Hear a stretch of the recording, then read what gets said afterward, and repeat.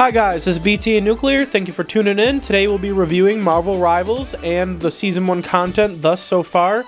I hope you guys enjoyed the video, and I'm just giving you guys an update. This is our first video of the new year that we recorded actually in the year 2025. I hope you guys are excited for this year's content, and let's get right into the review.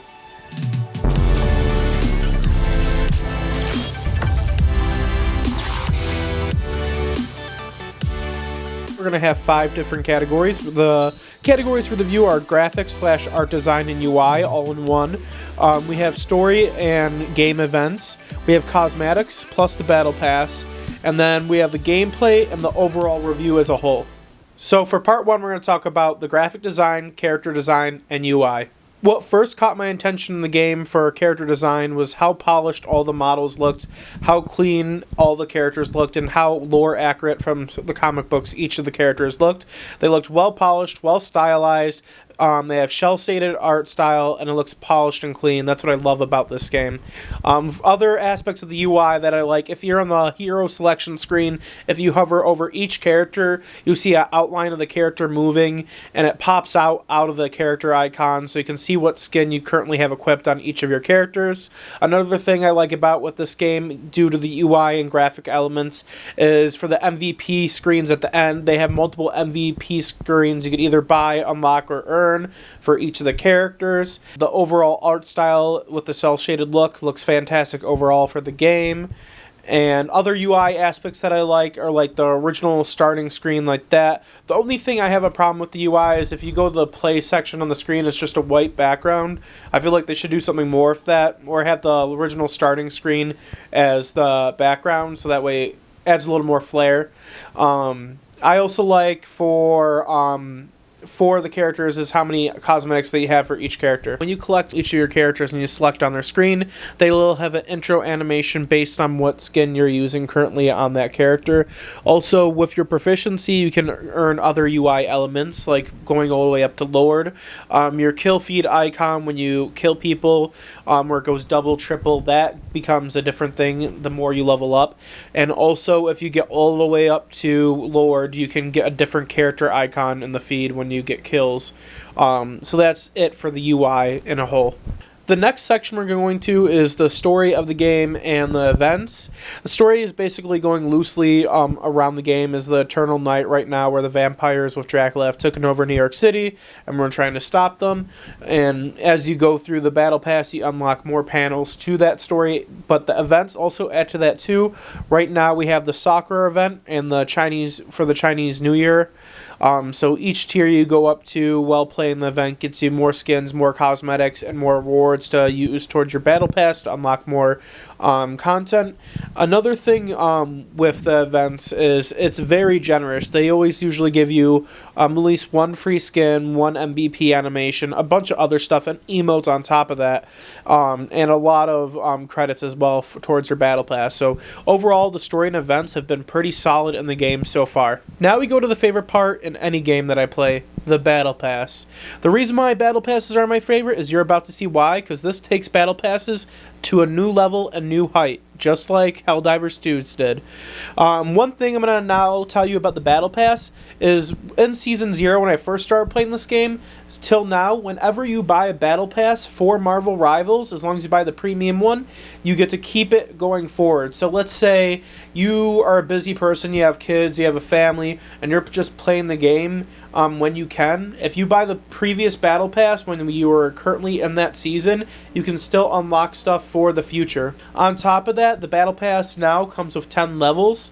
The original one only had 6 or 7, I believe, but now that they have the full release, it's a lot better. And the game has a lot of great cosmetics. Like I said, there's legendary, there's purple, and commons. The legendary skins have MVP animations that are really, really cool and badass when you get an MVP. Then there's also the little calling cards you get that are animated only for the legendary skins. It comes with emotes and a bunch of other little goodies. The purple skins just come off a skin, a standard calling card, and an emote. Nothing really better than that with the purples. And then the blue ones are just the skin, maybe another card. But the purples always come with an emote, card, and a skin. The legendaries always come with an animated calling card and a really cool MVP scene. and all of that. Same with purples. Purples have MVP scenes, but not as cool as legendaries. The first gameplay we're going to show, because I am a support main, we're going to be showing two different characters. The first section we're going to be doing Luna Snow, because Luna Snow is one of my favorite characters. First we're going to show off the skins I have. Where I have her legendary skin, I have her purple skin, and then I have one of her basics. But we're going to be using probably the purple skin for this gameplay, and we're going to show you every of that right now. We're just going to let the gameplay go for you. I hope you enjoyed that little bit of gameplay. Deep freeze. I am ready to put on a show. Disappear! Thanks so much. Who is behind you?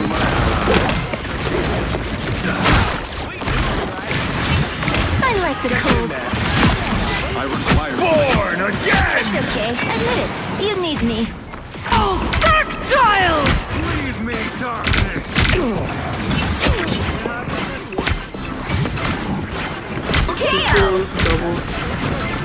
Powering up.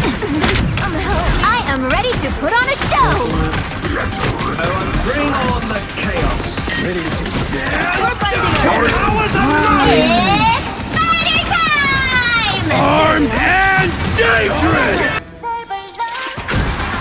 Yep, use this MVP.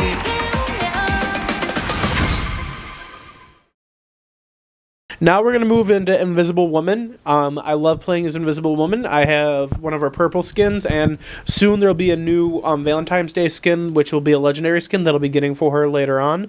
But that's not out right now. That's going to be coming out tomorrow, so at the time of recording this. So for right now, we're just going to use the current purple skin I have with her right now. And I hope you guys enjoy the gameplay with Invisible Woman. I got you covered. You need to stop that vehicle in its tracks. Clear the way. Feeling fantastic. Your turn to disappear. Double KO. Checkpoint. Now might be a good time to stop them. I got you covered.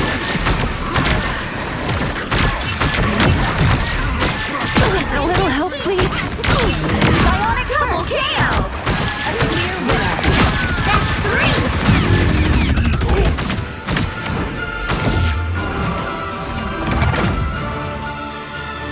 3. Now that was my gameplay with my two best characters, with my two best matches I've had yet with each of the characters in Marvel Rivals. I hope you guys enjoyed those gameplays. I also post gameplay clips on TikTok, so if you ever want to check out my TikTok, you could also see my best plays and moments of the game there. So now we're going into the overall review of the whole game. It is a free-to-play game, so we're going to judge it with that as an aspect as well. As a free-to-play game, it does really well, especially to its competitor Overwatch, which it's greatly overshadowed and also taken over Overwatch. So now it's got more players than the original frickin' game that it's takes inspiration from, which is literally crazy. And it just keeps gaining momentum. I see this game lasting very long into the future, because with Marvel you have hundreds and hundreds and hundreds of heroes you can go back through the comic books, and villains that you can play as in the game. They could keep adding and adding to the game. They can release so many hundreds of cosmetics throughout the comic books, and new cosmetics specifically just for the game, and the events will just keep getting better and better. And with Season 1, we were surprisingly given a lot of stuff compared to Overwatch.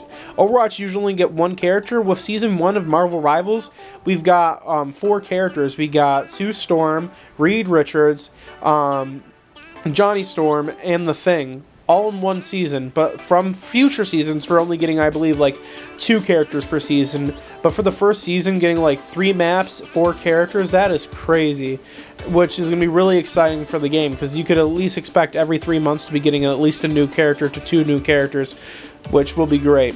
So I think this game's going to have a lot of life going forward, and the only thing that I think would ever kill it would be if they stop listening to the community, which they're still really listening really well. They were originally going to reset everyone's ranks mid-season of Season 1, and they didn't end up doing that because the community didn't want that to happen. You just got to play 4 games and you continue where you left off.